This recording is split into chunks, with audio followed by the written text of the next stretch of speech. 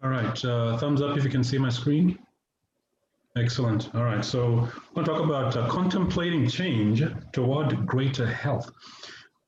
We're at the time of the year when people start to consider changes that they might make in their lives with the new year around the corner. And I think change is healthy any time of year.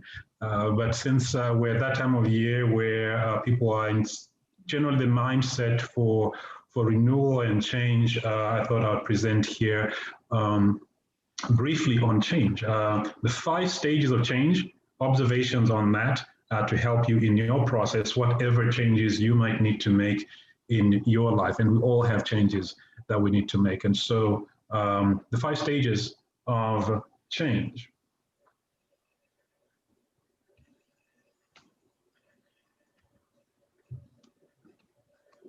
My PowerPoint is not responding.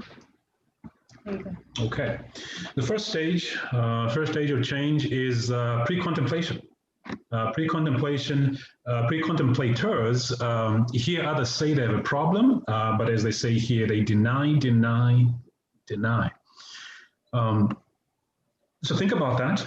In whatever area of your life, whether it's at work, at school, at home, as the case might be, is there something you consistently hear feedback about that you generally tend to deny, but you've heard it from multiple sources? It may be time to consider whether you're missing something that other people are seeing. Just because you don't see it doesn't mean it's not there. If you've heard it from different people, consider the possibility you might be missing something and you may be in the pre-contemplative stage here, but that's pre-contemplation.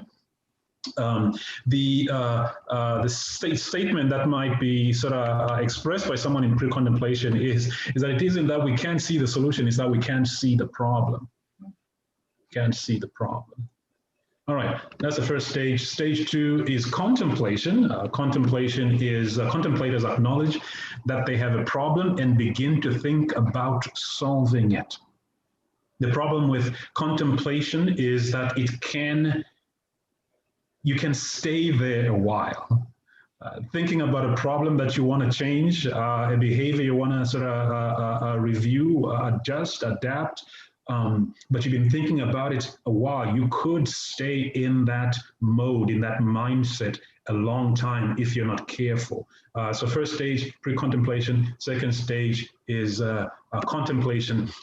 Here's what somebody in the contemplation stage might say: I want to stop feeling so stuck, but I've been stuck for a long time. Third stage is preparation. Preparation goes beyond just thinking about it. It's okay, now I'm starting to think about changes I can make to my budget so that I can eat more healthy, right? Preparation, most people in the preparation stage are planning to act, may still need some convincing encouragement. Again, the issue with preparation is you could stay there for a while, right? But it is more advanced, it is further along the road than the previous 2 stages. So just to reflect on where you might be, whatever issue it is that you're trying to work on, that you've considered working on, where might you be? Hopefully not pre-contemplation, perhaps contemplation, preferably preparation, but the best stage of all is the action stage, which is stage 4. The action stage is where you actually start to buy the green peppers and the cabbage, the red cabbage, folks, red cabbage, and so forth, to help you eat better. And you buy these resources and you lay off the processed stuff a little bit more. This is the action stage. It's the stage where people overtly modify their behavior and surroundings. Requires the greatest commitment of time and energy. And so if you've asked yourself why it is that you've never implemented change, though you've known you needed to, it's because it requires great commitment and energy. So don't be hard on yourself if there are changes you've needed to make, but and haven't made them. Recognize why that is, and chances are it's because of the commitment required and the energy required. I would add even a third one here: the courage required to make change. Because we get comfortable in our way of life, in our way of behaving, in our way of conducting things. Change can feel threatening, but the fourth stage here is action. The fifth stage is maintenance. Maintenance is a deliberate, intentional, purposeful process where one checks in on their progress, perhaps solicits feedback, and recommits on a weekly basis, on a daily basis, on a monthly basis, as the case might be. Change doesn't end with action. Without a strong commitment to maintenance, there will be relapse. So those are the 5 stages of change: pre-contemplation, contemplation, what's the third? Preparation, action, and maintenance.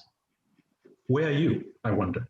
Think about that habit, the behavior, the lifestyle, whatever aspect of your experience you're wanting to change. Where are you, I wonder, on these 5 stages? And depending on where you are, you know what you need to do then to move to the next stage. Make that a commitment and a priority. Here are some principles to keep in mind as we consider changes. Personal and family and otherwise.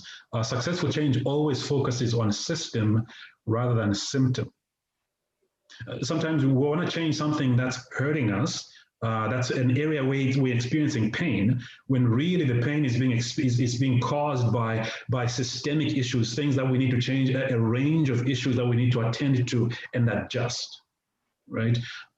So consider whether whatever discomfort or pain you're experiencing is caused by multiple factors, not just one factor, right? And then address it accordingly. But this is important to keep in mind. The second principle to keep in mind: become more aware of what the problem is. Educate yourself. Seek out feedback. If you suspect there's something that, you know what, I feel like sometimes I come across this way, that's my sneaking suspicion.